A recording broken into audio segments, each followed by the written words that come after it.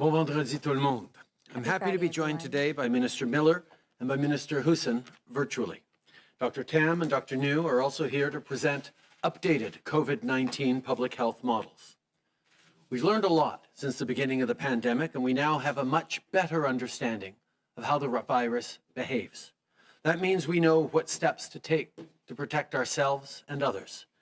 You're wearing masks, you're washing your hands, and by the millions, you are downloading the COVID-19 app.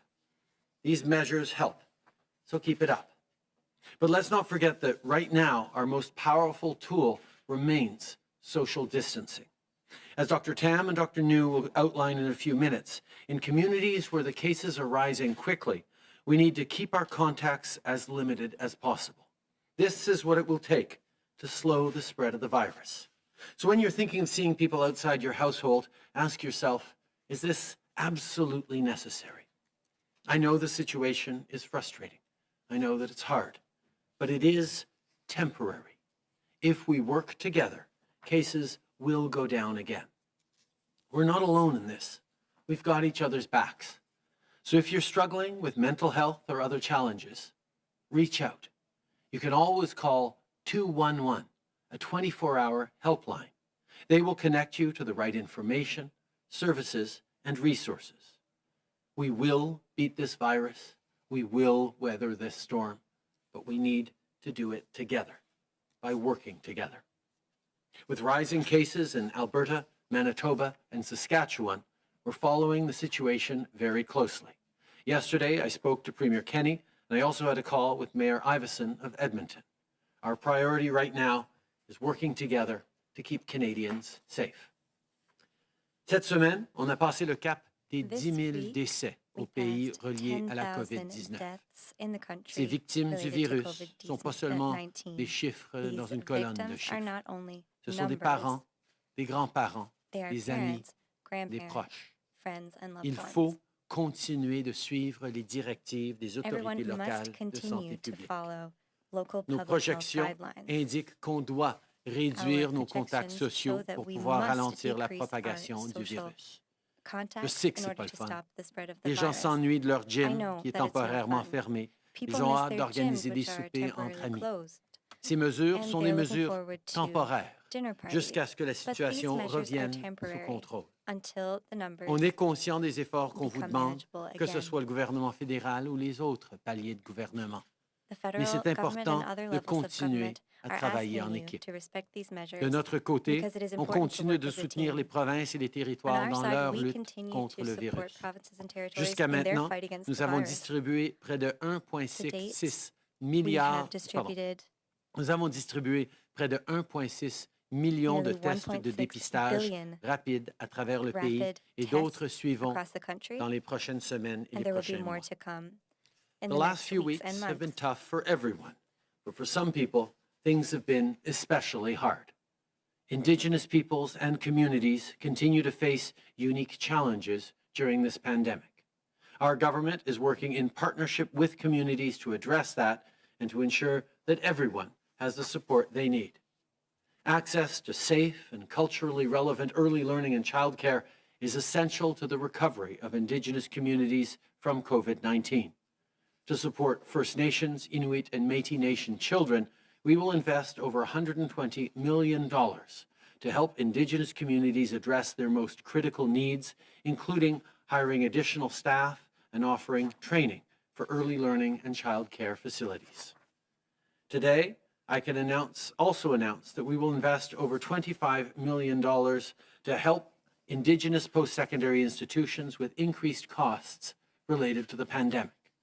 This will help retain staff, adapt courses for online learning, and implement public health and safety measures like additional hand-washing stations and safe space barriers. Finally, to keep people of every age safe, we will also provide $59 million to improve infrastructure in First Nations communities in order to meet a range of COVID-19 health and safety standards. This builds on the work already being done through the Indigenous Community Support Fund. Moving forward, we will continue to work with communities on what they need to protect people from this virus.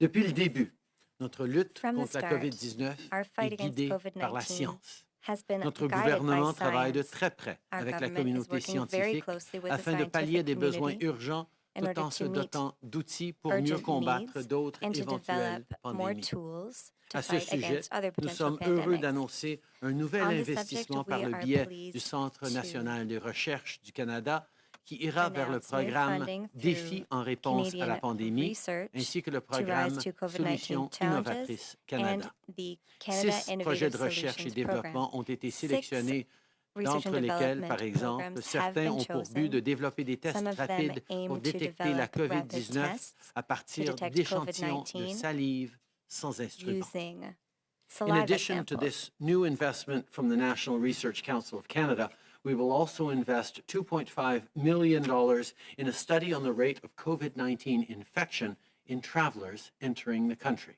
These funds will allow researchers from McMaster University to continue their important work. This is part of our commitment to keep people safe and to support Canadian scientists. Notre gouvernement travaille fort pour que Our les government is travailleurs, working les hard familles et les propriétaires so that workers, d'entreprises ne soient pas families, laissés and à business eux-mêmes owners pour faire face are à not cette left to crise. their own devices Plus tôt ce in mois-ci, facing this nous crisis. avons annoncé que nous Earlier allions this month, renforcer we et announced ajuster that les we programmes would de soutien strengthen qui and aident les adjust entreprises support et les programs travailleurs. for workers Non and seulement c'est la bonne businesses. chose à faire, Not mais only ces is it the mesures right sont thing to aussi do, but indispensables these pour measures bien are se also positionner en vue essential d'une relance rapide et to give us robuste. a To strong rebuild a stronger position. economy, we need to have enough workers to maintain supply chains, allow businesses to expand, and create more jobs for Canadians. Whether in long-term care homes, the tech sector, or local restaurants, this crisis has highlighted the important contributions that newcomers make to our communities. So many sectors of our economy rely on their talent and dedication. Today, Minister Mendicino will present a plan on immigration and citizenship to help with our short-term economic recovery while also ensuring Canada's long-term prosperity. We must continue to pursue measured and responsible growth in this area to drive Canada's successes. I look forward to hearing more from the Minister in his announcement later this afternoon. Avant la fin de semaine, je tiens à répéter à quel point il est important de continuer nos efforts pour combattre la deuxième vague. Hier, on a enregistré près de 3 000 nouveaux cas au pays. La situation est sérieuse et ce n'est pas le temps de lâcher. Portez un masque, gardez vos distances, lavez-vous les mains et téléchargez l'application gratuite Alerte COVID, comme l'ont déjà fait près de 5 millions de personnes. This morning, I also want to mention that as of today, the COVID Alert app has been updated to be even more effective. If you test positive, you can now enter the date your symptoms started and when you got tested. This will provide even better information about when people may have been the most infectious, further strengthening the impact and accuracy of this app. As always, these new features are optional, and the information provided will not be shared in order to protect your privacy. So if you haven't already, join the almost 5 million Canadians who've downloaded the free COVID Alert app from the App Store or from Google Play. Finally, I want to end today by congratulating Roger Cuzner for his nomination as the new Consul General of Canada in Boston. Everyone who knows Roger knows what a strong representative he is. I'm certain he will do a great job strengthening the important bond between Canada and New England and standing up for Canadian interests on the other side of the border. Merci tout le monde. Thank Je you, vais maintenant everyone. passer la parole au ministre I will now hand Miller. over the floor Marc. to Minister Miller. Mark. Good morning, bonjour, sego. Alors que la pandémie se As the poursuit, nous pandemic continuons d'observer une continues, we augmentation continue des to cas actifs de observe COVID-19 an à travers increase le in Canada. active COVID-19 cases Les across éclosions les Canada. plus récentes sont The most principalement recent liées à des outbreaks are mainly les linked rassemblements autant publics to que private privés, où les mesures and de public distanciation gatherings physique et le port du where masque n'ont measures pas like été physical respectés. distancing and Par mask exemple, les wearing were éclosions not observées respected. dans For 11 example, communautés in autochtones 11 au Indigenous Saskatchewan sont communities liées in à un seul Saskatchewan, événement. which are linked to Nous vous one incitons fortement event à only. suivre les mesures We de santé strongly publique. encourage you to Ces follow mesures ont été public mises en health place measures. These parce qu'elles measures were put in fonctionnent. place because Si they chacun work. de nous suit ces mesures If each of adéquatement, us follows the ensemble, measures nous sauverons des adequately, vies. together we will save lives.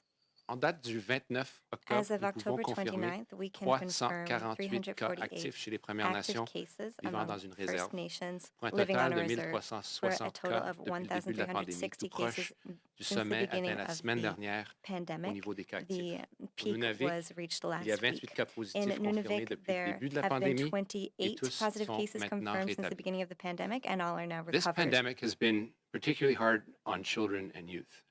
We must ensure that they get the necessary support to be able to learn and to thrive in a safe environment. This is why we're announcing new funding for communities and organizations from early learning and childcare to post-secondary as they work to adjust to a new reality in the light of COVID-19. To the Indigenous post-secondary educations that spoke to me directly, you've been heard and we are acting. With today's announcement, the Government of Canada will have committed close to $2.5 billion to directly support Indigenous communities and organizations during COVID-19. La pandémie a été difficile à bien des égards pour les enfants The et les jeunes pandemic has autochtones. been difficult in Nous many devons ways nous for assurer que Indigenous tous and reçoivent le soutien children nécessaire and pour youth. bien réussir. We must make C'est sure pourquoi nous everyone annonçons gets aujourd'hui the du support they financement need to supplémentaire pour succeed. permettre aux That's why today we infrastructures are announcing communautaires et additional scolaires de funding to s'adapter à cette enable nouvelle community and réalité. school infrastructures to adapt to this And new I'd be remiss reality. if I were not to mention the unacceptable situation in Neskantaga. Our common priority, particularly during COVID, is the safety of all community members.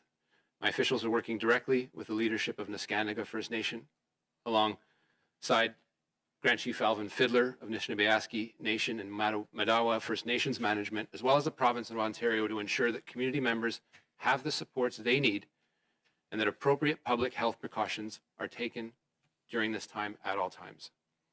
We are working together to get the community members back home quickly and foremost safely. The Canadian Rangers have also been deployed to support the community and should be on the ground as of today.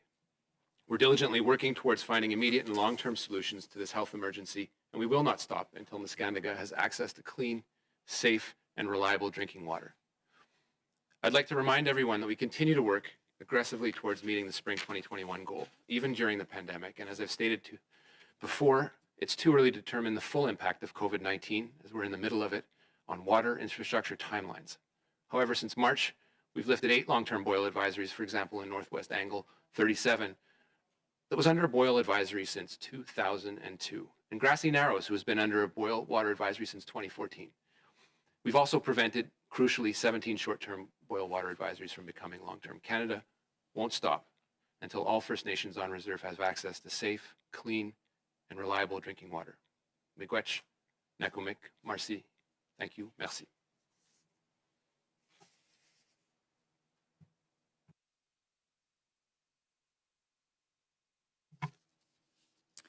Bonjour à toutes et à tous. Good day, everyone. Good day, everyone. We're providing an update on the national epidemiology and modeling work that informs the ongoing management of COVID-19 in Canada. Canada has marked 2 tragic milestones since the last detailed epidemiological update. We have diagnosed over 200,000 cases of COVID-19 in Canada, and very sadly for all Canadians, we have lost more than 10,000 lives. Our sincere condolences go out to all who have lost loved ones throughout the course of the pandemic. In the following presentation, we'll have a closer look at the regional and demographic epidemiology of COVID-19 in Canada and discuss how that impacts the national pandemic picture. Bonjour à tous et à toutes.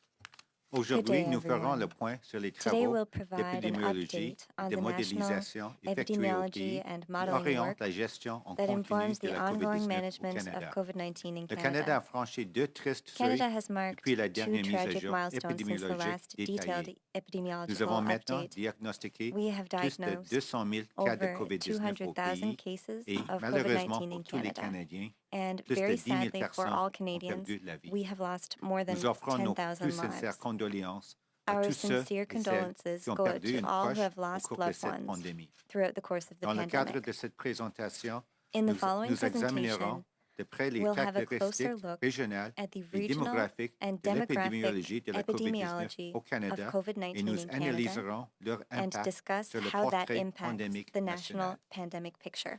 Slide 2. The number of cases reported nationally remains above peak levels seen during the first wave, with an average of close to 2,800 cases reported daily over the last week. Quebec and Ontario case numbers significantly impact the national curve, accounting for over 75% of all cases reported since the beginning of the pandemic and continuing to account for the majority of cases. Diapositive 2. Le nombre de cas Slide rapportés 2. à l'échelle nationale The number of reste cases reported supérieur au nationally pic observé au remains cours de la above première peak vague, levels avec seen une during the moyenne first près wave, de with 2800 an cas average of déclarés close to quotidiennement 2,800 pendant la cases dernière reported semaine. daily over the Le last Québec week. et l'Ontario ont une Quebec forte and incidence sur la Ontario courbe case nationale numbers puisqu'ils significantly représentent impact the national 75% curve, de tous les cas accounting for rapportés over depuis le 75% début of de la all pandémie cases et reported continuent since de the beginning compter of la the pandemic, majorité des and cas. continuing to account for the majority of Slide cases. 3. Canada's pandemic experience is characterized by regional epidemics that vary considerably across the country. The growth in Quebec case counts has appeared to gradually stabilize, but still averaging around 1,000 cases daily during recent weeks. At the same time, over the past 2 weeks, British Columbia, the Prairie Provinces, and Ontario have all marked their highest daily case count since the beginning of the pandemic. We have seen some clusters of cases within the Atlantic bubble, notably with New Brunswick implementing stronger regional public health measures to limit further spread. And in the territories, while a few travel-related cases have been identified recently, and one cluster is currently under investigation in the Yukon, there has been no widespread community transmission. Diapositive 3. Slide 3. L'expérience canadienne de la pandémie est Canada's pandemic caractérisée par des experience épidémies is régionales characterized by de regional COVID-19 qui COVID-19 varient epidemics grandement à that travers le vary pays. considerably across the L'augmentation du country. nombre de cas au Québec The growth semble in se Quebec stabiliser case counts graduellement has à appeared environ to 1000 gradually cas quotidiens stabilize, dans des averaging around dernières 1,000 semaines. cases daily En during même temps, recent au cours weeks. des 2 dernières At the semaines, same la time, over the Colombie-Britannique, past 2 weeks, les provinces des British Prairies Columbia, et the l'Ontario Prairie ont toutes Provinces, and enregistré leur Ontario nombre de have cas all quotidiens marked their les plus highest élevés daily depuis le case début de counts la since the pandémie. beginning of the Nous pandemic. avons observé des grappes de We cas have dans la seen région de some Canada clusters of Atlantique, cases within the notamment Atlantic bubble, avec le Nouveau-Brunswick, particularly qui a with New adopté Brunswick des mesures de santé publique implementing accrues stronger à l'échelle regional public régionale pour health limiter measures la to transmission. limit further spread. Pour ce qui est des territoires, And in bien the qu'un faible nombre territories, de cas liés while a à des few voyages y travel-related aient cases récemment été have been déclarés identified et qu'un recently, agrégat soit and sous one investigation cluster is currently actuellement au under Yukon, investigation in the aucune Yukon, transmission communautaire there has been étendue no de la widespread COVID-19 community n'a été transmission signalée. of COVID-19. Slide 4. The time-varying effective reproduction number, or the RT, represents how many people are being infected by each new case. When each new case infects less than one person, the epidemic will die out. Canada's RT has been greater than 1 since the end of August, meaning that every 100 cases in Canada passes the virus to more than 100 others, and so on, with each new generation of spread getting larger. We need to limit our contacts and opportunities for the virus to spread to bring the RT consistently below 1. Diapositive 4.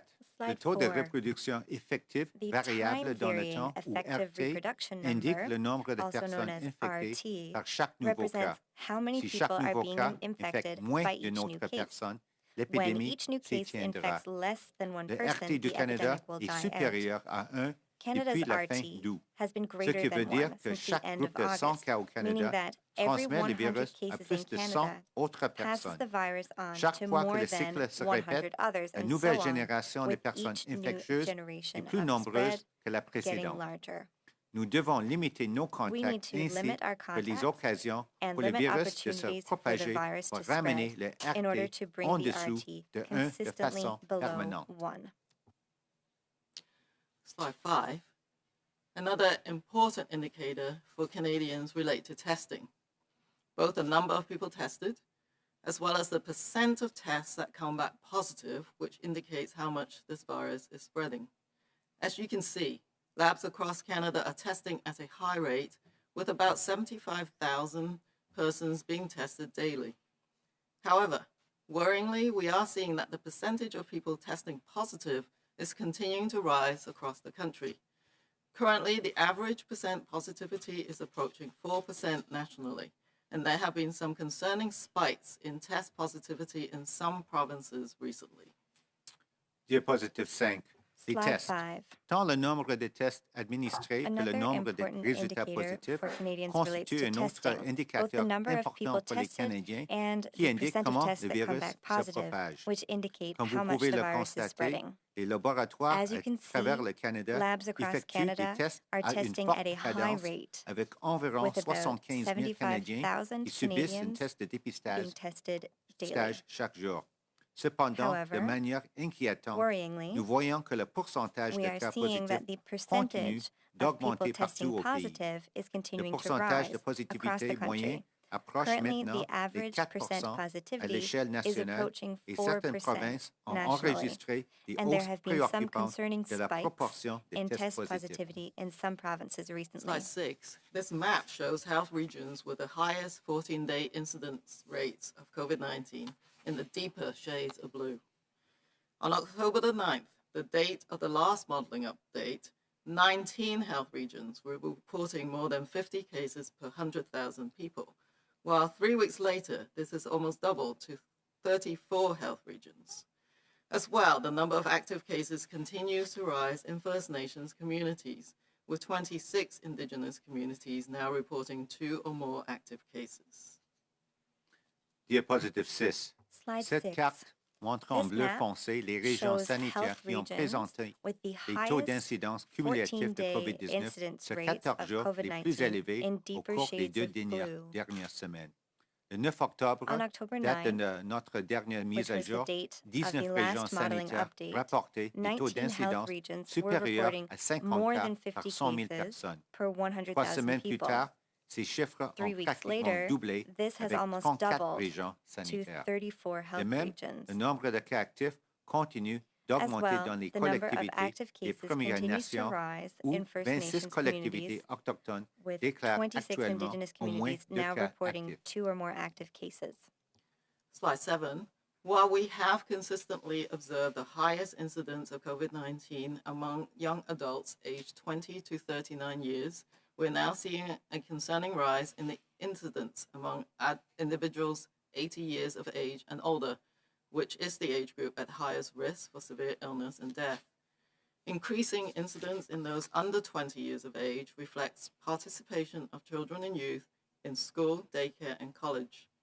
In the almost 2 months since most schools opened in Canada, approximately 2,100 have reported at least one confirmed case, and over 50 schools have reported 5 or more cases. This includes some examples of spread occurring in a school environment.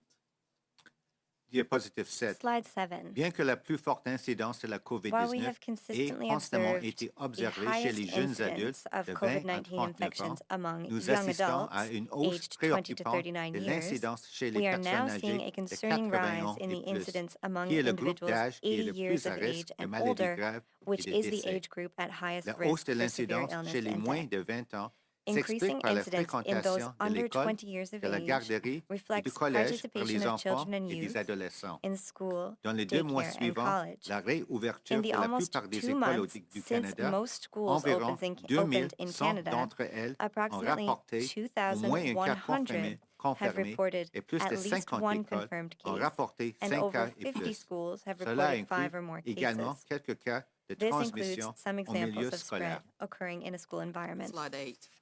In this map of Toronto, we can see that COVID-19 infection rates differ across neighborhoods, falling along the same lines as existing health inequities in the city. Factors such as gender, income, and race have influenced people's risks of being infected and becoming severely ill, and resulted in disproportionate impacts on seniors, people living with disabilities, women, essential workers, and racialized populations. This is a Canada-wide issue. A Statistics Canada report released this week indicates that COVID-19 mortality rates are higher in neighborhoods with a higher proportion of visible minorities. We need to continue to come together to address, build resilience, and eliminate health inequities that put Canadians at greater risk of COVID-19 and other health threats. Diapositive 8.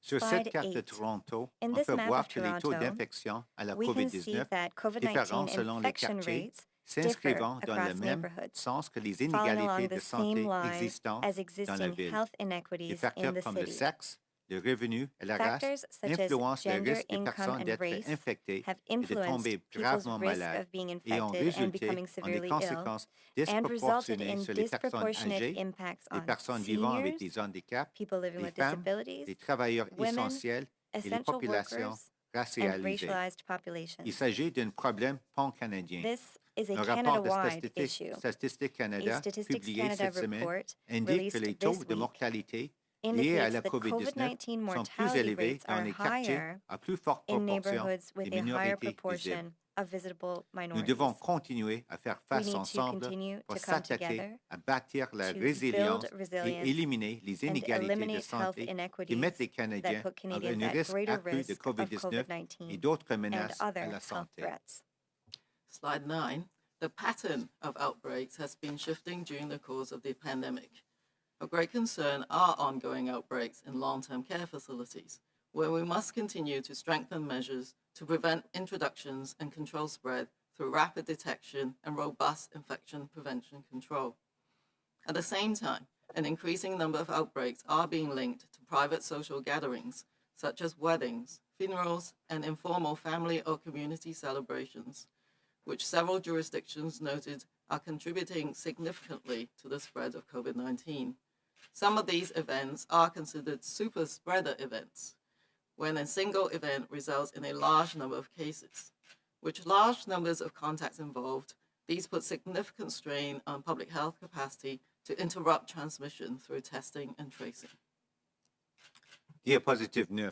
Slide Le modèle 9. des éclosions a changé au cours de la The pandémie. pattern of outbreaks Les has been éclosions en shifting cours dans le during the course centre of de the soins de longue pandemic. durée sont Of très great concern inquiétantes are ongoing et nous devons outbreaks in continuer à long-term care renforcer les facilities, mesures pour where we prévenir must les continue to introductions strengthen et measures contrôler to la prevent propagation introductions and par une control détection spread rapide et through une rapid prévention et detection un contrôle and des robust infections infection forts. prevention and En control. même temps, le nombre d'éclosions At the same déclarées time, en an lien avec increasing les number of rassemblements outbreaks privés are being comme les mariages, being funérailles, linked to événements private social familiaux ou gatherings such as communautaires weddings, informels funerals, est aussi à and la hausse. informal family or Plusieurs community provinces et celebrations, territoires ont which fait several remarquer que jurisdictions ces note are éclosions avaient contributing considérablement significantly contribué à la to the spread of propagation de la COVID-19. COVID-19. Certains de ces événements Some of these sont events considérés are comme des considered événements de superspreader superpropagation events, quand un événement when a unique single event résulte en un results grand in a nombre de large cas. number of cases. Avec de grands nombres de contacts With large numbers impliqués, of contacts ces involved, événements entraînent une these put pression significant considérable strain on sur la public health capacité de la capacity santé publique à to interrupt interrompre la transmission through transmission au testing moyen des and tests et tracing. du traçage. Slide 10. Currently, the daily number of COVID-19 cases in hospital remains lower than the peak of over 3,000 cases a day observed during the initial wave. This may be due in part to the younger age of cases in recent months, together with better treatment options.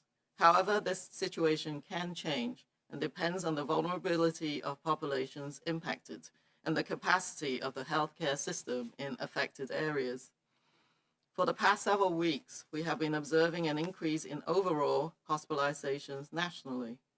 Based on the last 7 days, an average of over 1,100 people with COVID-19 were being treated in Canadian hospitals on any given day, including over 200 of whom are being treated in intensive care units. Diapositive 10. Slide À l'heure 10. actuelle, le nombre de cas de Currently, COVID-19 The daily hospitalisés number est of inférieur au COVID-19 pic de cases plus de in 3 000 hospital en une remains journée qui lower than avait the été peak of over observée pendant 3,000 la cases a phase day, initiale. which was observed Cela during the est en initial partie wave. dû à l'âge This may be due in part to relativement the jeune des cas des younger derniers mois, age of ainsi qu'à cases in recent l'amélioration months, des options together thérapeutiques. with better Nous treatment savons options. cependant que la situation peut However, changer we et know dépend de the la situation vulnérabilité can des change, populations and it touchées depends on the et de la vulnerability capacité of du système de populations santé impacted dans les and régions on the capacity affectées. of healthcare Au cours systems des in dernières affected semaines, areas. nous avons observé une For the past augmentation de several weeks, l'ensemble we have been des observing an hospitalisations au increase pays. in overall En se basant sur les hospitalizations 7 derniers nationally. jours, plus Based de on the 1 last 7 100 days, personnes ayant an la average of COVID-19 over ont en moyenne 1,100 été people traitées with dans les COVID-19 hôpitaux were canadiens, being treated quelle in que soit la Canadian journée, hospitals on dont any plus de given day, 200 étaient and this traités aux includes soins over intensifs. 200 being treated in Slide intensive care 11. units. As with hospitalizations, deaths are also late indicators of COVID-19 severity and can lag behind increases in reported cases by several weeks, owing to the prolonged natural history of the disease. Over the past week, an average of 30 deaths per day have been reported, marking a gradual but steady increase since August.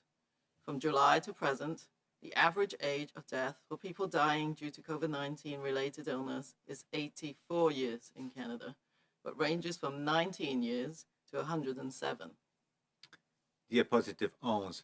Comme Slide les 11. hospitalisations, les décès As constituent with un indicateur hospitalizations, tardif de la deaths are gravité de la also COVID-19 late qui se indicators of présente COVID-19 avec un délai severity de plusieurs and can semaines lag après behind l'augmentation des increases cas in reported déclarés cases en by raison several de weeks. l'évolution naturellement This is longue de owing la to the maladie. prolonged natural history Pendant of la the dernière disease. semaine, 30 décès Over the past ont week, en moyenne an été average of déclarés 30 chaque jour, deaths per day marquant une have been reported, augmentation progressive marking a mais gradual stable but depuis steady le mois d'août. increase since De juillet August. jusqu'à présent, From l'âge July moyen to au present, décès est the de average 84 ans age au of Canada, death for people mais il s'étend dying due de to 19 à COVID-19 related 107 ans. illnesses in Canada is 84 12. years. Based on Canadian data up to October the 24th, short-term forecasting shows the predicted cases and deaths due to COVID-19 out to November the 8th. The graph on the left shows the predicted number of cases could be in the range of 251,800 to 262,000 by November the 8th. The graph on the right shows the predicted number of deaths could be in the range of 10,285 to 10,400 by November the 8th. Diapositive 12. Slide Les 12. prévisions à court terme fondées sur les données canadiennes Based on en date Canadian du data 24 octobre up to October indiquent le 24th, nombre estimé de short-term cas de forecasting COVID-19 shows the et de predicted décès cases liés à la and maladie deaths due to jusqu'au 8 COVID-19 novembre. out to Le November graphique de 8th. gauche indique que The le graph on nombre the prévu left de cas shows the jusqu'au 8 predicted number novembre of cases pourrait se could situer be in entre the range 2051 800 et 262 000. to Le graphique de droite indique que le nombre prévu de by November décès 8th. jusqu'au 8 The graph on novembre the right pourrait shows se the situer predicted entre number of 10 deaths could be in the range of 285 et 10 10,285 400. to 10,400. Slide 13. This graph shows how the epidemic may evolve in Canada over the next month. The key message is that if we increase, or if we even maintain our current rate of contact with others, the epidemic in Canada is forecasted to continue increasing steeply. To bend the epidemic curve and reduce transmission to lower levels, as illustrated by the blue line, we must really reduce our number of contacts as much as possible. We can reduce our rate of contact with other people through a combination of individual practices and population-based measures. Individual practices include limiting our everyday contacts to as few people as possible, given personal, family, and essential responsibilities, strictly and consistently maintaining physical distancing and good hygiene practices. But where infection rates are high and health and other social and economic systems are being stretched, population-based public health measures like restrictions and closures may be needed for a time to decrease contact rates community-wide and slow the spread where the virus is surging.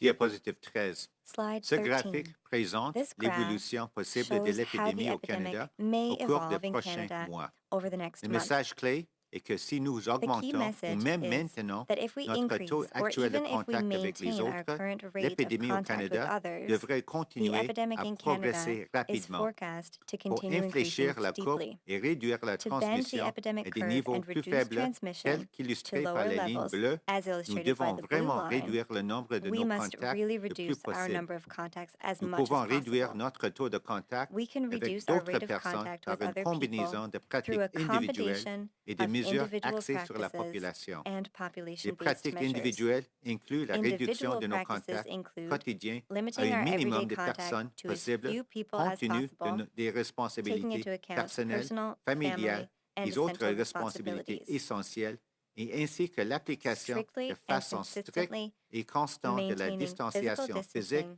et des bonnes and pratiques d'hygiène. good hygiene practices. Mais lorsque les taux d'infection sont But élevés where et que les infection systèmes rates de are santé, high les autres and systèmes health and other sociaux social et and économiques economic sont sous systems pression, are being des mesures de stretched, santé publique visant la population-based population, public comme health les measures, restrictions such et as les fermetures, restrictions and peuvent être closures, nécessaires may be pour un needed temps for a pour time diminuer les in taux order de to contact decrease dans toute contact la rates communauté et community-wide réduire la and propagation slow là the où spread le virus where connaît the une virus is augmentation surging. significative. Slide 14. Managing COVID-19 is a whole of Canada team effort. We've said many times that public health cannot do this alone. After Canadians worked with public health to hammer the COVID-19 curve in the spring, we had our first dance over the summer. We held our lead on COVID-19 for some time, but since resuming more activities over the summer and perhaps slipping on a few of our key dance steps, consistent physical distancing, exemplary hygiene, and mask wearing, some of us have lost our lead. But I know Canadians can dance and take back the lead again. To do this, we need to reduce contacts to the best of our ability while performing those other key steps with precision. No cutting corners or skipping essential distancing steps. This virus will cut in anywhere and at any time we let it. So let's get back in the dance and take the lead. What comes next for us this fall and winter is for every one of us to determine through our decisions and our actions.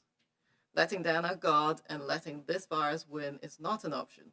Let's bring COVID-19 down together. Diapositive 14. Slide Gérer la 14 COVID-19 est un effort Managing d'équipe à la grandeur COVID-19 du Canada is a entier. whole of Canada Nous avons dit à team plusieurs effort. reprises que la santé We publique have said many ne peut times faire cela seule. that public health Après cannot que les do this Canadiens alone. aient travaillé de concert After Canadians avec la santé worked with publique public pour health aplatir to la hammer courbe the de la COVID-19 COVID-19 au curve in the printemps, spring, nous avons eu notre we then première had our danse first au cours de dance l'été. over the summer. Nous avons maintenu notre avance We sur la held our COVID-19 lead on pendant un certain COVID-19 for temps, some time, mais depuis que nous avons but repris nos activités since au cours de resuming l'été, more nous avons activities raté over the quelques-uns summer de nos pas de and danse clés. perhaps slipping on a few Distance of our key physique dance constante, steps, hygiène exemplaire such as et port consistent de physical masque. distancing, Et exemplary certains d'entre hygiene, nous and ont mask perdu wearing, some of us notre have avance. lost our lead. Cela ne s'arrêtera pas là. On sait que les This will Canadiens not do, savent danser and I know et that peuvent de Canadians nouveau mener can la dance danse. and can take Pour le back the faire, lead nous devons again. réduire les To contacts do au mieux this, de nos we need to capacités, reduce tout en contacts to the best exécutant of our ces ability autres pas clés avec while précision. performing those other key Pas de steps with precision. raccourcis ni de saut d'étape. La No cutting distanciation corners or skipping essentielle. essential Ce distancing virus steps. This s'invitera virus partout will cut et in chaque fois que anywhere nous lui and en anytime laisserons we let it. la chance. Alors, So, revenons dans la let's danse get back in et the dance prenons les and devants. take the lead. Ce qui arrivera cet automne et cet hiver, What comes next c'est for à us chacun de this nous fall and de la winter is déterminer for every par one nos of us to décisions determine et nos through our actions. decisions Baisser and la our garde et actions. laisser ce virus Letting gagner down our n'est guard pas une and letting this option. virus win Ensemble, is not an terrassons option. la Let's COVID-19. bring Merci. COVID-19 down together. Thank you, doctors, for this presentation. The Prime Minister will be available for 20 minutes for the question period, and Ministers Hussen, Minister Miller, and doctors will remain available for more questions afterwards. Starting with the phone today, Opérateur, c'est à vous. Thank you, merci. Please press star 1 if you have a question. S'il vous plaît, appuyez sur étoile 1 si vous avez une question. Première question, Lina Dib, la presse canadienne. First question from Lina Dib. Oui, bonjour. the Canadian Monsieur Press. Trudeau, je voudrais vous parler de complètement Mr. autre Trudeau. chose parce qu'on I would vous a like posé to la speak to you question about hier something très completely directement et different. vous n'avez pas répondu. Yesterday we asked you a question very Le président clearly and you did Macron, not lui, answer. dit qu'on devrait avoir le droit de se moquer de la religion, qu'on devrait avoir le droit Some say that it should be de faire allowed des to caricatures du make prophète fun Mohamed. of Alors religion j'aimerais vous and to entendre make vous caricatures ce que of the vous Prophet pensez Mohammed. là-dessus And so I would like to ask you précisément. Est-ce what qu'on you doit, est-ce qu'on specifically peut think about se that. moquer de la religion? Est-ce qu'on Should it peut be se allowed moquer du to prophète make des fun musulmans? of religion and Merci Muslim Lina. leaders? D'abord, nous allons Thank you, toujours Lina. défendre la liberté d'expression. First of all, C'est un we will droit always protégé defend dans nos freedom chartes of des droits et speech. libertés.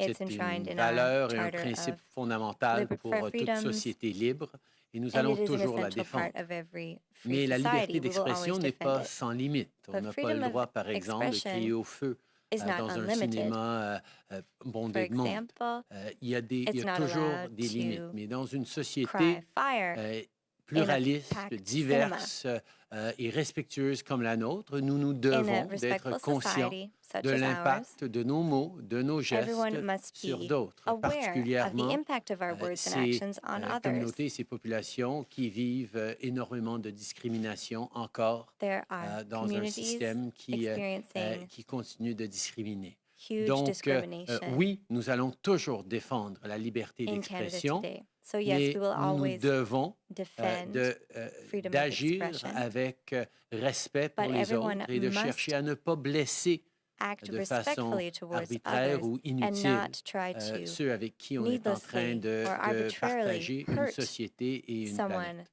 who we share this planet and society with.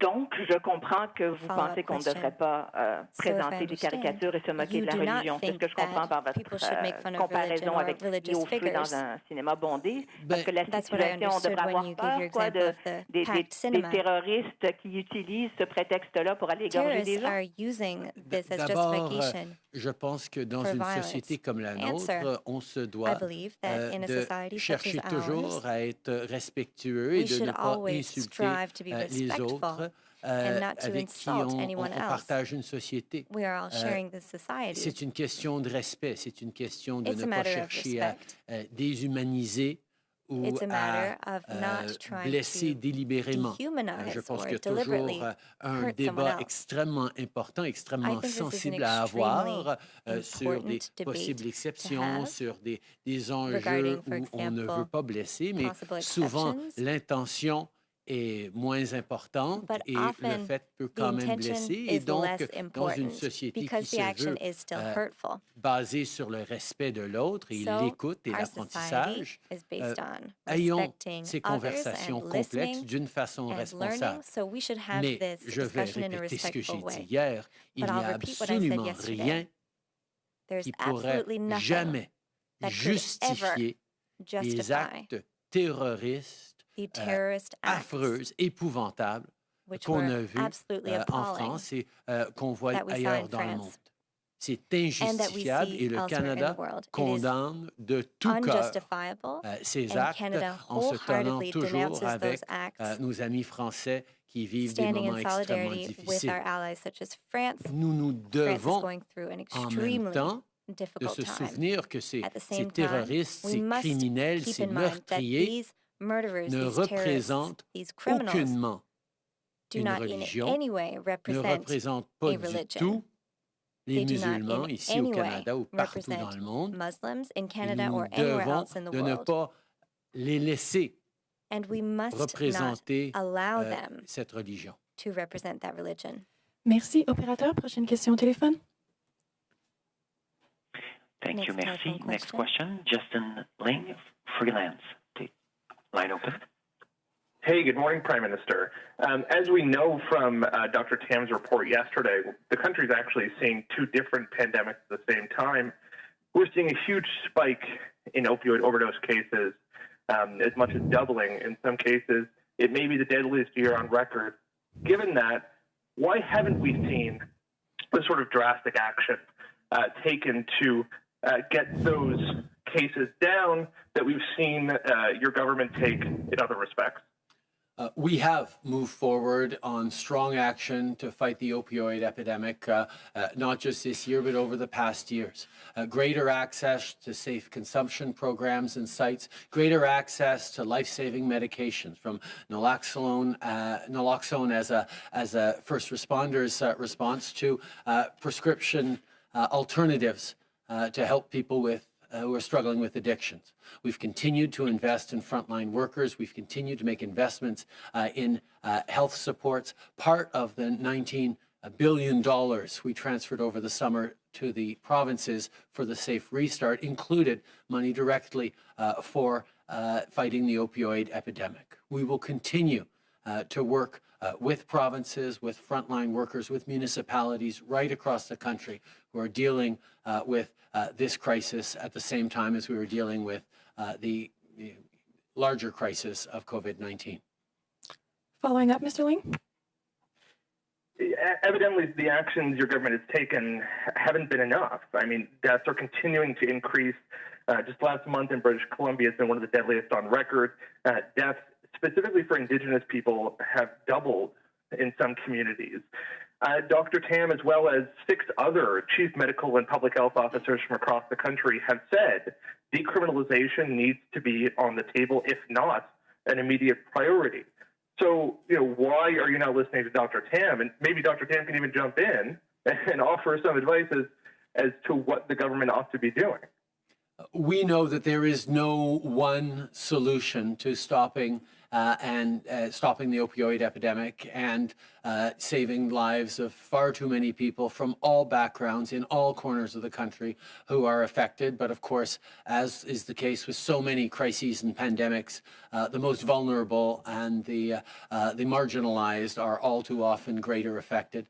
We are looking at a broad range of actions. As I've said, we've moved forward on increasing the access to prescription medications and alternatives to opioids. We've moved forward on safe consumption sites. We've moved forward on significant public health efforts, and we will still and continue to listen to the best advice of experts and public health officials as we look for other steps we can take as we continue to fight that epidemic as well.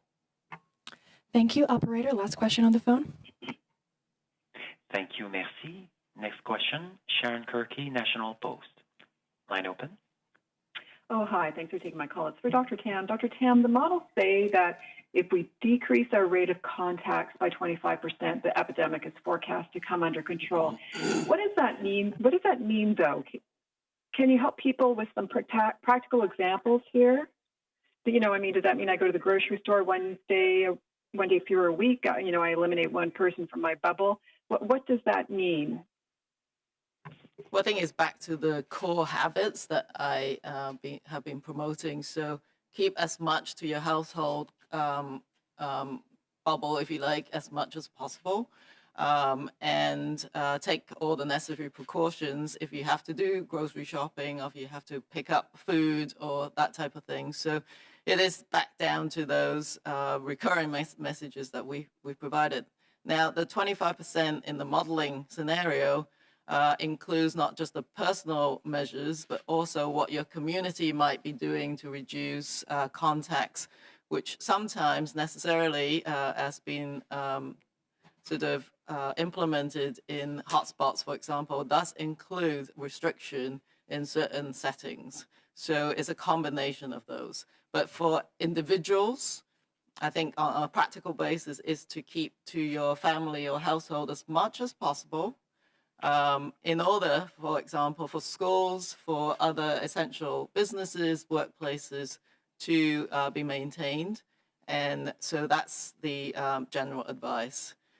There's no sort of mathematical formula in terms of the exact numbers of contacts, but it is to try and keep that as low as possible.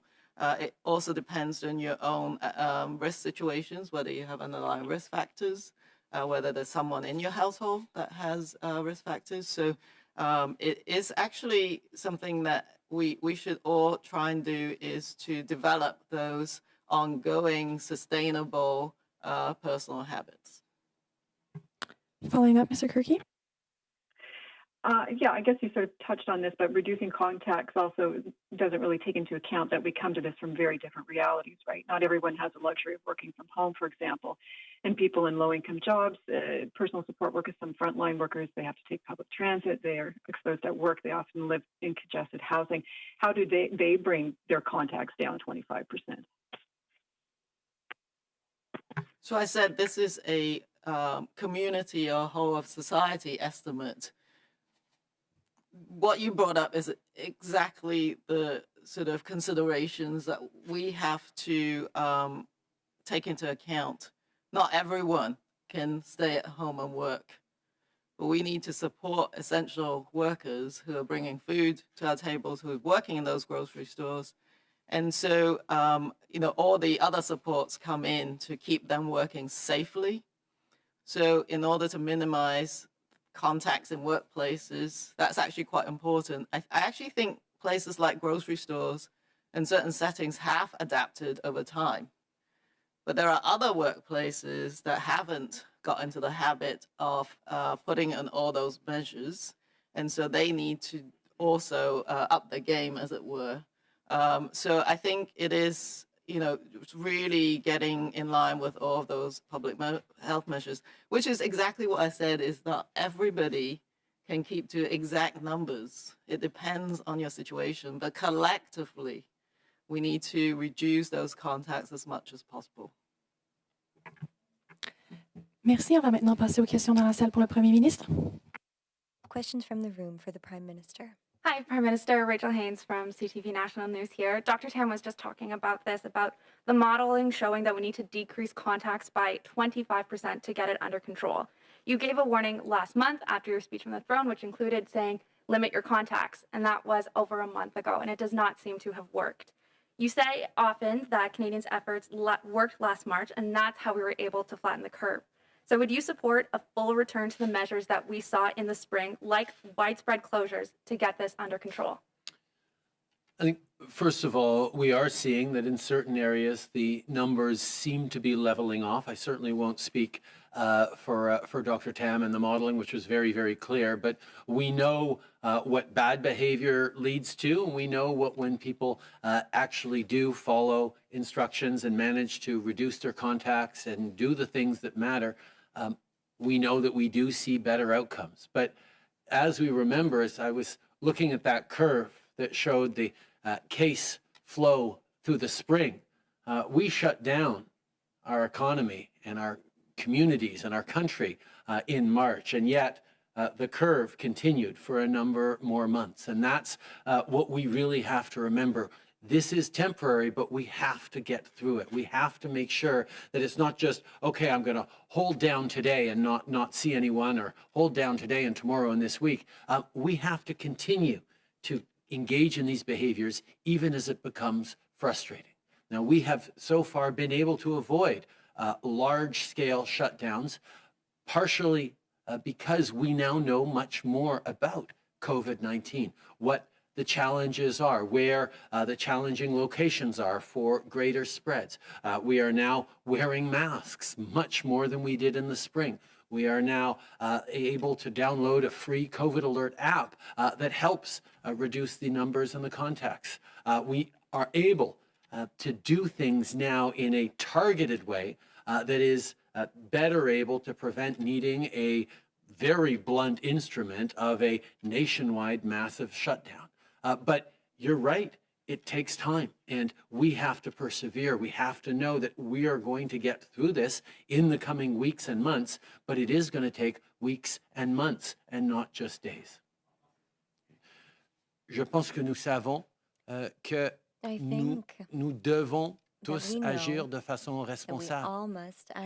La réalité, c'est que nous n'allons pas passer à travers cette crise en comptant seulement sur les mesures de santé publique ou les mesures des gouvernements. En tant qu'individus, nous devons de faire notre part, de réduire nos contacts, de faire attention. Mais nous avons plus d'outils pour faire ça.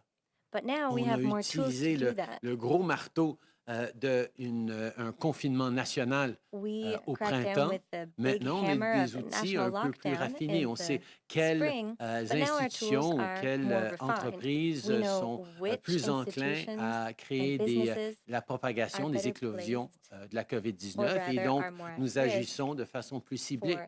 Nous portons maintenant des masques. Nous avons une application Alerte COVID qui aide, et j'encourage tout le monde à le télécharger.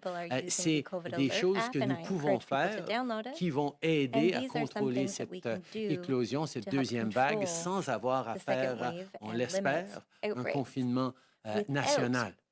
Mais ça ne dépend pas juste de ce que le gouvernement va faire ou les gouvernements vont faire. Ça ne dépend pas juste de la santé publique. Ça dépend de chacun d'entre nous de continuer pendant les semaines à venir de faire des choix avisés, d'être responsable dans son comportement et de savoir que oui, on va passer à travers, c'est temporaire, mais c'est temporaire pendant des semaines et des mois et non des heures et des jours comme on aimerait bien. Nous allons continuer de faire ce qu'on a besoin de faire et on va passer à travers. Steve Chase with the Globe and Mail. Good afternoon. I'd like to ask you about the ongoing war, the conflict in Nagorno-Karabakh, and the use of Canadian airstrike targeting gear. Last week, the Armenian Prime Minister took to Twitter and Facebook, essentially a head of government, raising the fact that they found Turkish-made drones with Canadian airstrike gear, which we had sold to Turkey, not to Azerbaijan, but they're being used by Azerbaijanis. Your government announced a month ago that you were investigating this. In the meantime, the Globe and Mail sent a photographer to Armenian military compound yesterday, took pictures of it. We've had it verified by arms researchers. So as far as we're concerned, it is indeed Canadian gear being used by the Azerbaijanis, gear that was restricted and sold only to Turkey. So my question for you is, do you have anything to say to the Armenian Prime Minister? And when will you cancel these permits? We took immediate action on the situation and we suspended these export permits to Turkey. We need to make sure that the rules and the agreements that are being were in place on the contract for use are being respected. We heard that there were concerns that there were not, and indeed we continue to see examples and evidence that they possibly were not. The Government of Canada launched an immediate follow-up to ascertain exactly what was going on, and we thank all the information that's been flowing in. We will continue to do the work necessary to ascertain this, but we're taking this very seriously. The situation in Nagorno-Karabakh remains of utmost concern to us. I spoke directly with Prime Minister Pashinyan a few weeks ago, as well as to President Erdogan, insisting on moving forward peacefully, de-escalating, respecting the ceasefires.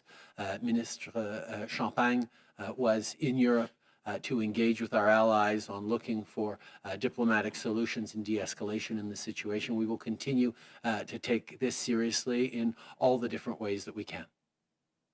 Thank you. Next question. Good morning, Prime Minister. Mercedes Stevenson, Global News. I know you have to be careful about what you say about other countries' elections, but with so many eyes south of the border as we prepare for the election in the United States, you are a global leader. You are the Prime Minister of the country that has the most trade, the most military dependence on the United States. You've watched these two campaigns unfold, and you've never been shy about your values or your priorities. What has been your take on the Trump campaign and the Biden campaign in the United States? As you know, Mercedes, I'm not going to comment the election ongoing in the United States. I will say that as a government, our responsibility has been to be prepared for all different possible eventual outcomes. That means looking carefully at proposals made by the different candidates for this presidency and understanding how to position Canada in the best way to defend Canadians' interests, to defend our values, and we will continue to do that. We will continue to seek to have the best possible relationship with the United States going forward because it is so important to Canadians, and we will look to things that we can do together. Regardless of what happens on Election Day next week, we will be ready to work with the American administration in ways that will support Canadians and support our values in the world. Je ne vais pas commenter les élections aux États-Unis, bien sûr, mais je peux rassurer les Canadiens que depuis les débuts, nous regardons les implications possibles de différentes issues de ces élections et que nous sommes préparés pour ce qui pourrait survenir. Nous allons travailler avec l'administration américaine, comme nous avons toujours travaillé avec les administrations dans le passé, pour défendre les intérêts canadiens, pour chercher des points communs que nous pouvons travailler ensemble. S'il y a un changement mardi ou si on continue avec l'administration actuelle, nous allons être prêts, quelle que soit l'issue, de travailler avec les Américains pour défendre les valeurs canadiennes, pour défendre les intérêts canadiens et surtout continuer d'avoir un impact positif dans Thank you. Next question. David Thurton, CBC News. Prime Minister, CBC News has reached out to a number, in fact, all communities on long-term water advisories. And a large number of them have told us that they probably won't see drinking water, safe drinking water, by the time your government has promised to lift those advisories, March 2021. Some say it will take years. So how do you explain this broken promise to First Nations? We made a commitment in 2015 that we would fix this situation that had dragged on for years, for decades, in far too many communities of non-safe drinking water, of long-term boil water advisories that were unacceptable in the country that has the largest freshwater reserves in the world. We needed to do right in partnership with Indigenous peoples, and that's what we have focused on. Over the past years, we've lifted close to 100 long-term boil water advisories, many of which had been in place for years and decades. We will continue to work in partnership with Indigenous communities, make the investments necessary to lift those long-term boil water advisories, to prevent short-term boil water advisories from flipping into long-term boil water advisories and preventing other boil water advisories from coming in. This is something we have worked diligently on and seen significant success over the past number of years, but always the communities that we haven't been able to lift those advisories on continue to struggle. So we will continue to work with them. As we said, the COVID situation has made some of the timelines a little less certain, but we are still working very hard to reach our goal of lifting all long-term boil water advisories by the spring of 2021. And Minister Miller can add more information to that in a few minutes. Next question. Bonjour, Monsieur Trudeau, Christian Noël de Radio-Canada. Vous avez parlé avec Monsieur Kenny récemment, notamment à propos de Keystone. Donc, quelle assurance lui avez-vous donné que vous allez continuer de pousser ce projet-là? Et deuxièmement, qu'est-ce que vous comptez faire au cours des prochaines semaines, des prochains mois, pour continuer de promouvoir ce projet-là aux États-Unis? Les conversations que j'ai eues avec le Premier ministre Kenny ont évidemment souligné que ça fait 7 ans que j'appuie ce projet de Keystone XL. C'est une façon de transporter nos ressources pétrolières de façon avec moins d'émissions de carbone que le transport ferroviaire ou le transport par camion-citerne. Évidemment, nous avons travaillé avec la compagnie TransCanada pour assurer qu'il y ait encore plus de mesures pour protéger l'environnement, plus de mesures pour réduire les émissions. Ça fait 5 ans que c'est une grande priorité de ce gouvernement et nous avons agi énormément pour réduire nos émissions, pour mettre de l'avant un plan compréhensif pour et à la fois faire croître notre économie et à la fois lutter contre les changements climatiques. Nous allons continuer de travailler avec les Américains, quelle que soit l'issue des élections, pour souligner à quel point nous devons de lutter contre les changements climatiques. Nous devons continuer à créer des bons emplois pour maintenant, mais aussi pour les décennies à venir, avec un monde en transformation, en travaillant avec nos partenaires. Et c'est des conversations que nous allons continuer d'avoir. We'll take one last question in the room.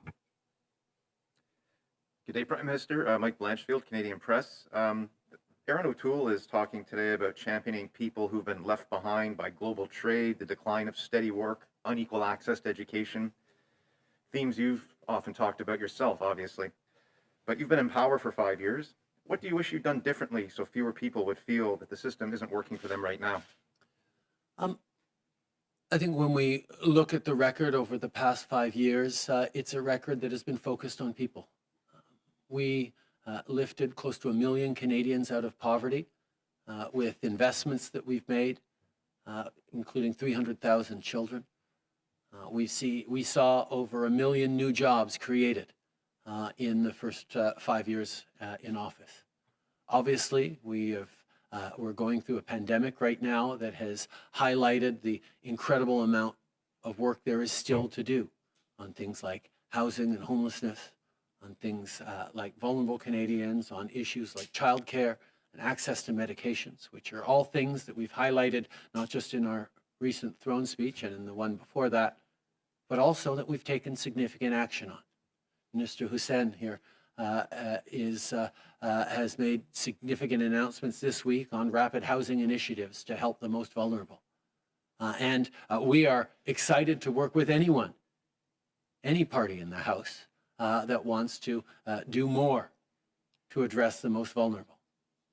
During this pandemic, we made a commitment to Canadians that we would be there to have people's backs, And from the very beginning, we moved forward with the Canada Emergency Response Benefit that benefited over 8 million Canadians who'd lost their jobs, who needed supports.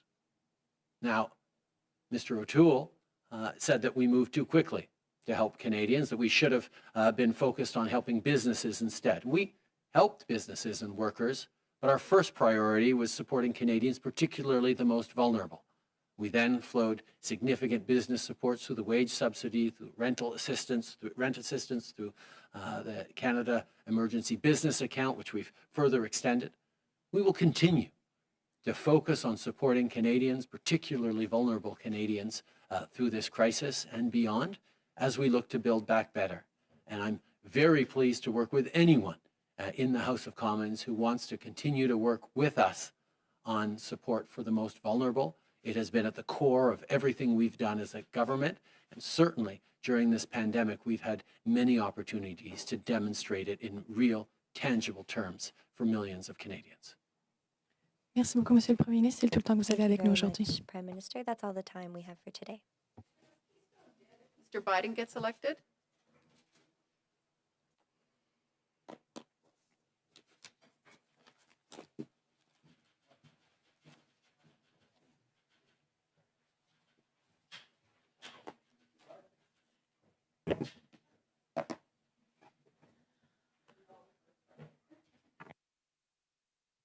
Dr. Tam, I noticed in your charts today that you said you're seeing outbreaks occur in several of the same settings, but this time actually it looks like I'm curious about why there's so many outbreaks in healthcare settings. What's going wrong? How come they haven't figured out how to control outbreaks within their own healthcare settings?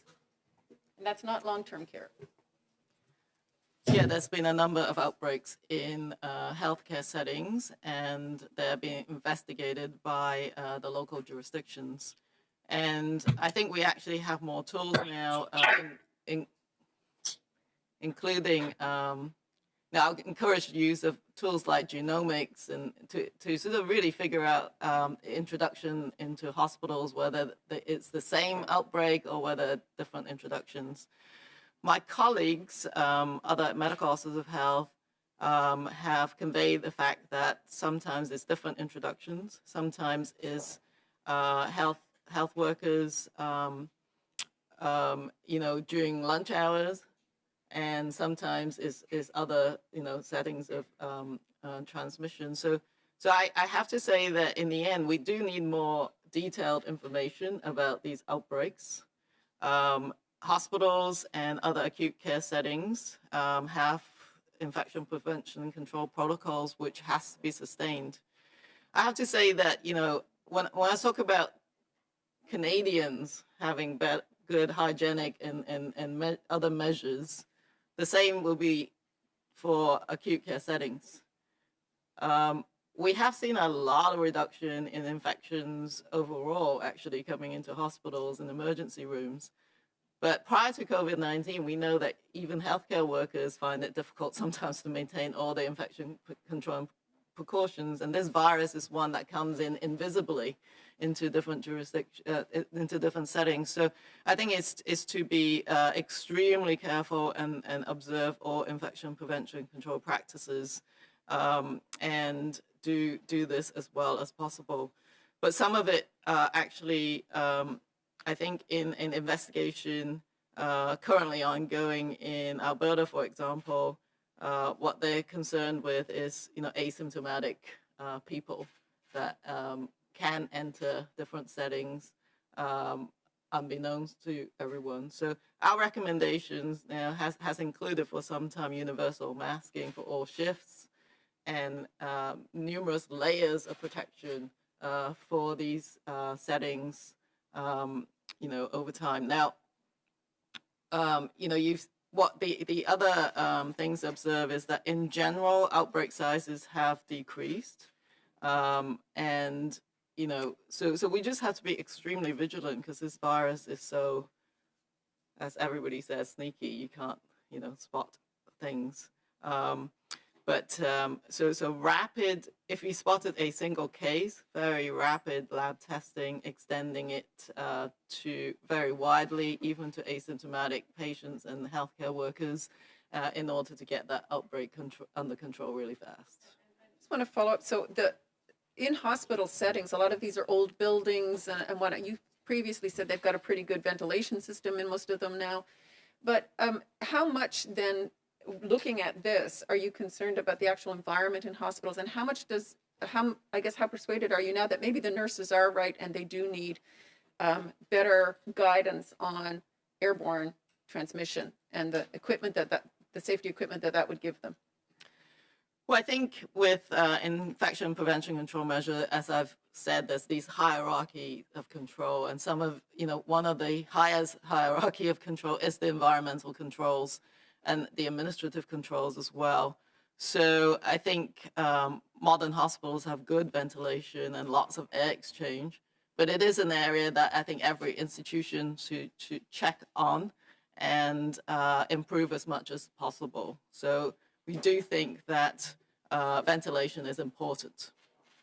And the administrative controls are also important, physical barriers as much as possible, how you arrange for traffic flow, triaging, all of those things are extremely important. Of course, personal protective equipment. I think universal masking is important because when everybody's wearing a mask, that really cuts down on transmission, even if someone is asymptomatic.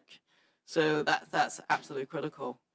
Right now, I think our infection prevention control guidance involves providing a range of protective equipment so that health workers can decide for themselves what situation they're in front of them. If there's aerosol generating procedures, or if they're uncomfortable with a patient who might be coughing uncontrollably and can't wear a mask, you can't put a mask on the patient. Under those circumstances, healthcare workers should have respirators or should be able to access those protections to maximize protections themselves. In some situations, there's transmission actually amongst patients on hospital wards. You got to really investigate how that actually happens in order to get to the root cause and reduce transmission. And so I think we're endeavoring to work with the provinces and hospitals to get much more in depth, I think, data on exactly what they think has happened. Thanks, Dr. Tam. We'll take one more question from the room, and then we'll go back to questions on the phone. Sure. David Thurton, CDC News. We're hearing that some people, Dr. Tam, are having issues with getting the flu shot. Some pharmacies have run out. Do we have to increase our supply? And is it possible to order more?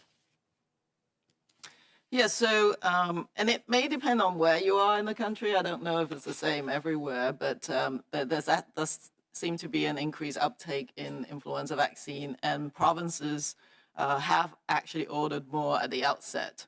And we do have additional, through the contracting, the ability to actually access more as well. And we know that more doses are coming, and provinces are asking for the overage, if you like, that they can access. So that is actually occurring right now. Because of the increase in demand, we had sort of thought ahead and made sure that the contracts allow for increased supply. Do you have a follow-up? Yes, I'll just ask this really quickly. When we saw in your modeling that, we could see, if I read it correctly, as much as 8,000 cases by December if we increase our contacts. But even if we reduce our contacts, we're still seeing 2,000 cases daily. Does this mean that, we won't be able to celebrate Hanukkah, Diwali, and Christmas? Is that off the books right now? Is that off the table right now? Well, I think we should celebrate all of those important events as safe as possible. I think there's ways of celebrating all of those events, but we do have to celebrate them differently, all the way to Christmas and probably beyond. We're working really hard on vaccines and new treatments, but until then, you know, big parties are off. You know, these large gatherings are off. People need to keep their contacts, as I said, as small as possible. And if you do have gatherings, observe all those different measures, even in private gatherings, that, you know, if you're outside your household bubble, you got to respect physical distancing, masking, making sure you know who it is attending because they may be high-risk persons. I heard a story that I think it was Dr. Henry who pointed out this week that, you know, in a family gathering setting, someone did contract the virus who is at a higher risk and then died. So these stories are happening across the country. So it's just a reminder that even if it's within our people we know, you still have to observe those hygienic practices. But there are safe ways of trying to do this and more innovative and imaginative ways. And so remaining socially connected while the physical distancing has to happen is a reality, I think, that we need to do. And I think that in the months ahead, it is, as I said, about developing those daily habits so that it doesn't become a big deal. Now, wearing a mask is not a big deal like it was at the beginning. Keep it up. Hand hygiene, keep it up. The other thing I have to say is that people should not give up on these measures. Even when a vaccine arrives, you may have to keep up with these hygienic measures for some time because not everybody will be able to get the vaccine all at once. And we don't know enough about immunity at the moment. But, you know, be patient and be compassionate. When you're developing new habits, we all remember our New Year's resolutions and you want to develop new habits. You're going to slip up every so often. But pick it up and keep going. Be patient with each other. If you spot that each other hasn't done something correctly, just politely remind each other. And so you're going to all drop the ball at some point, but you know, just keep going and develop those habits so that become second nature. And then it doesn't bother us as much as before. And as I said, businesses have re-engineered, retooled their approaches to how they work. And we need to keep up with those as well. Thank you. Opérateur, prochaine question par téléphone, s'il vous plaît. Next telephone question. Thank you, merci. Prochaine question, Raymond Fillon, TVA. Question from Raymond Fillon from TVA. Merci. Bonjour. Question pour Dr. New. Vous montrez dans votre document aujourd'hui vos projections qu'une partie des problèmes proviennent des infections, proviennent des écoles et des garderies. Est-ce que ce serait une bonne idée de les fermer? Daycare. Would it be a good idea to close daycare? Merci pour la question, c'est Dr. New. Non, je pense que on sait que la réouverture des écoles, c'est très important pour notre société, pour les enfants, pour aussi la santé mentale. Il y a beaucoup de bénéfices. Mais on sait aussi que qu'est-ce qui se passe aux écoles, c'est sûrement une réflexion avec qu'est-ce qui se passe dans la communauté. Si on a une école dans une région avec beaucoup de transmission communautaire, c'est sûr on va avoir des cas dans les écoles. Donc, je pense que ce n'est pas comme deux mondes séparés, c'est vraiment lié. Donc, je pense que c'est vraiment, je pense, la responsabilité de tout le monde de faire les meilleurs efforts pour couper, comment dire, les chaînes de transmission, garder au minimum les nombres de contacts. Et on va avoir les bénéfices dans les écoles. Ce n'est pas pour moi une question de punir les écoles. C'est qu'il faut fermer les écoles et punir les étudiants, tout ça, parce que je sais, on a des bons protocoles dans les écoles. Ce n'est pas la faute des écoles si peut-être un enfant a été infecté avec le COVID-19, avec des activités, avec ce qui se passe hors de l'école. Donc, je pense que c'est vraiment une responsabilité collective de toute la communauté. Maybe because of what happened outside of school. I think it is the whole of community approach. Dr. Tam, I would like to add we were something in talking English. about school outbreaks, and in fact, of the over 2,000 incidences recorded, the vast majority had only one case. So as Dr. New has said, that reflects community incidence and transmission, and protocols have been put in place for kids to then stay back and be isolated. And we did a cross-country checkup with all the medical officers of health just this week, and we do it regularly. And they were saying that we've really been extremely pleased with how schools are going right now. We have to be vigilant.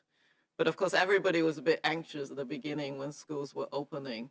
But it seems that they have been managing individual sort of cases, and that for now, things seem to be going relatively well. Sur la question de Noël, Noël en famille cette année, est-ce que c'est à oublier? Les gens doivent déjà commencer à se faire à l'idée dans la plupart des régions que les rassemblements familiaux, il n'y en aura pas.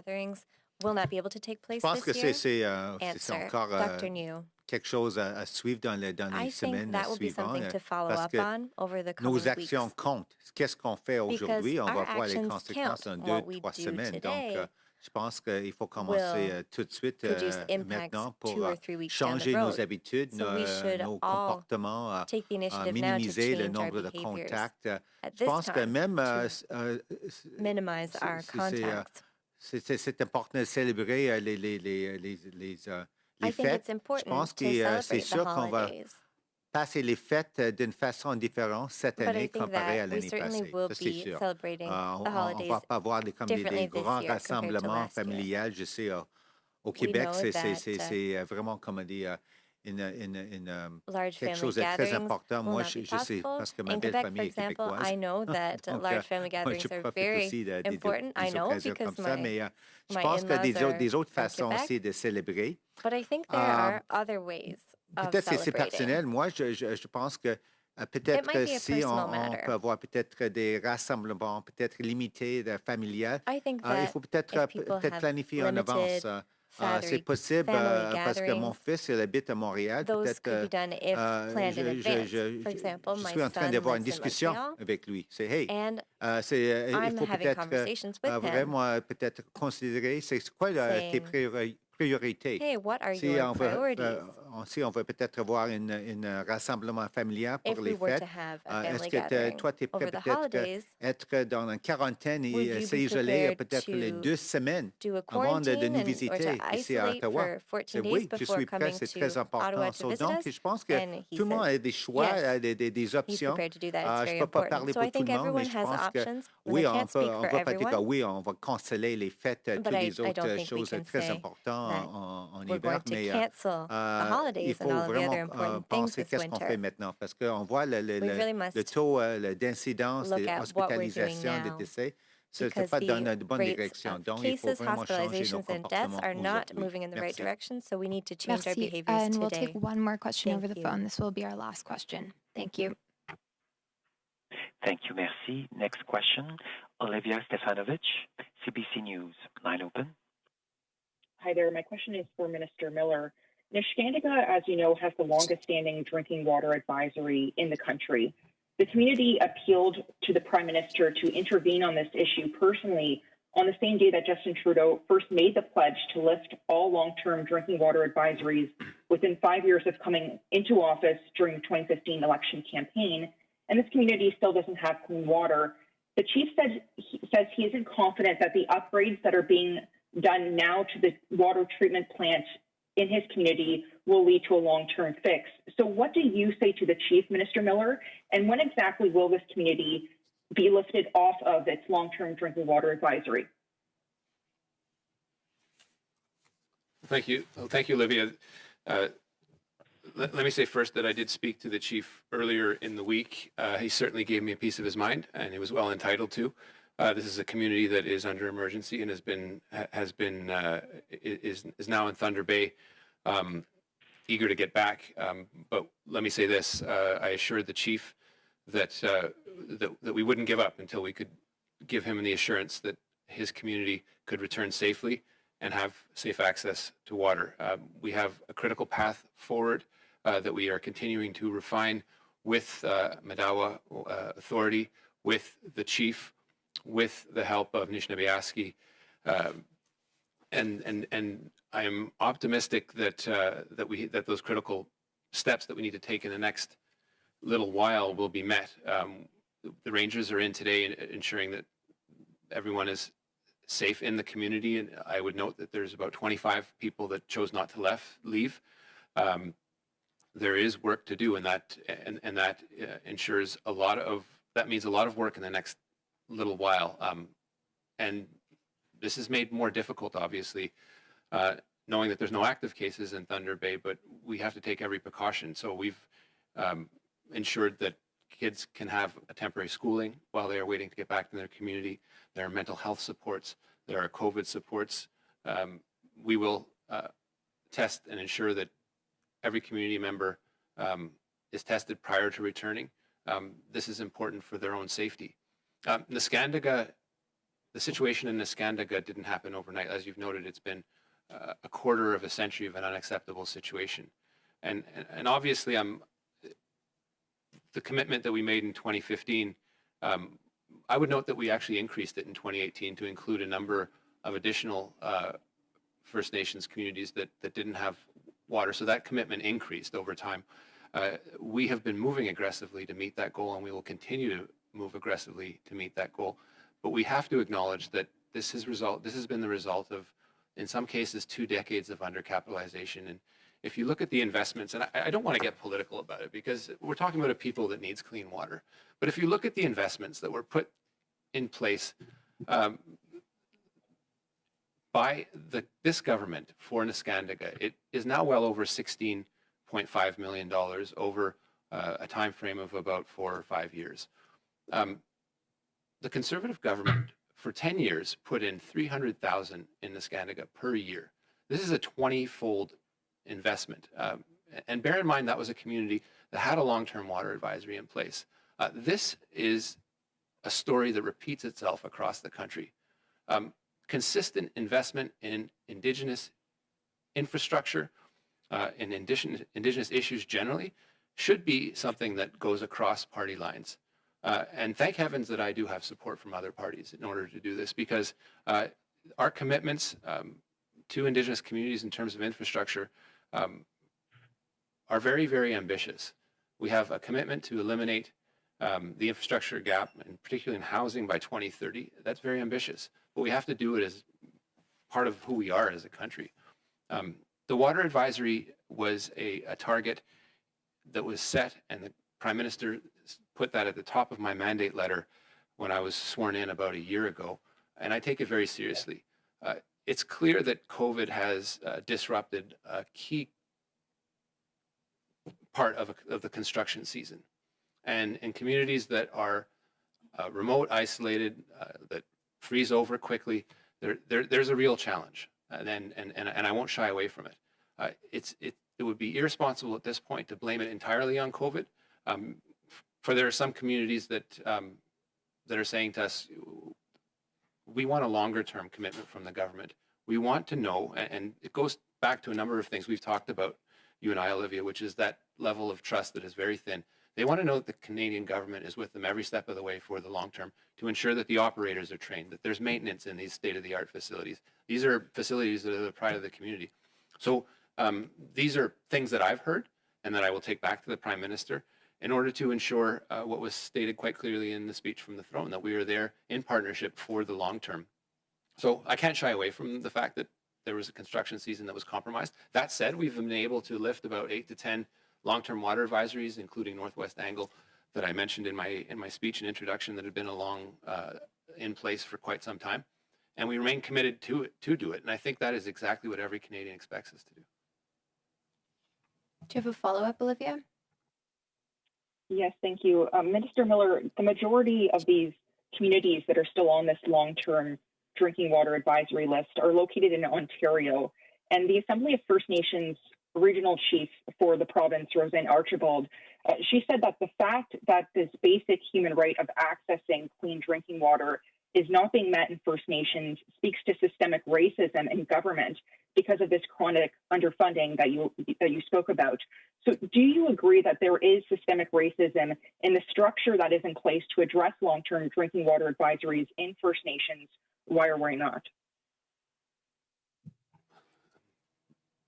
Look, I've tried to think this through in every single way possible and see what the reasons are for the fact that a community like Six Nations that's so close to Brantford and Toronto still has challenges with access to clean water. I have struggled to, when I go into communities, to see water systems that go up just to the tip of the reserve. And I can't shy away from the fact that this is a product of systemic discrimination, systemic racism that plagues all our institutions. There's a lot of focus that's been on the RCMP and the healthcare system, but this is across government.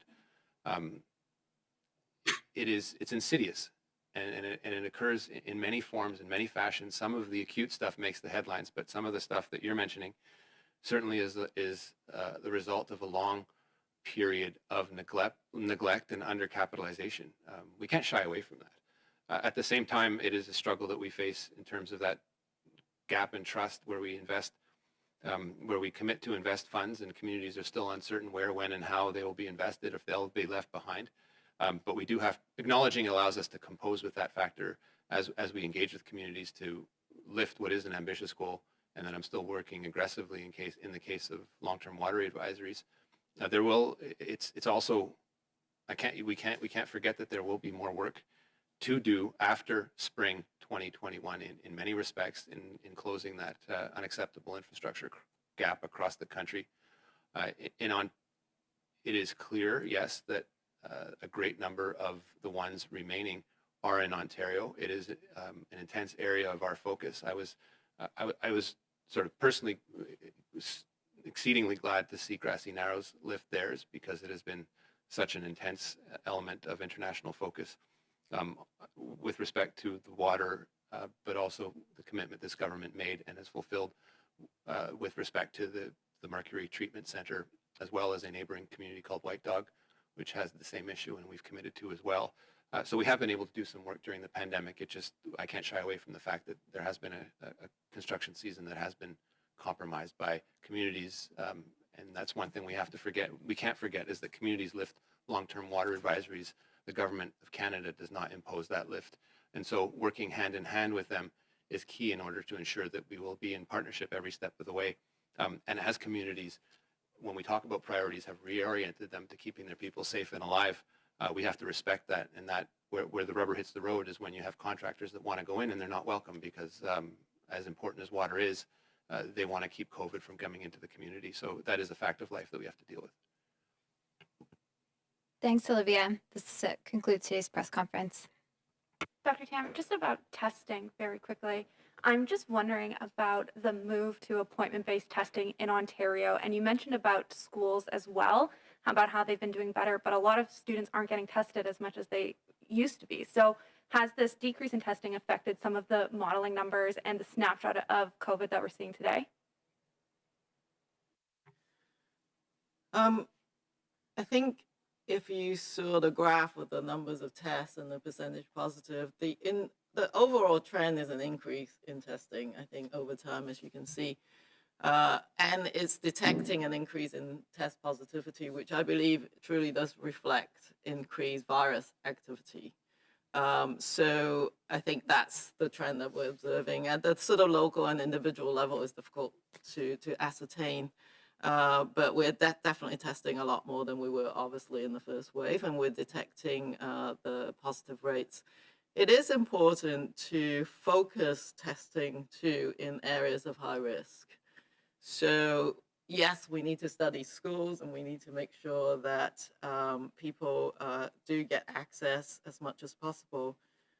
But at the present time, that doesn't appear to be the greatest risk setting.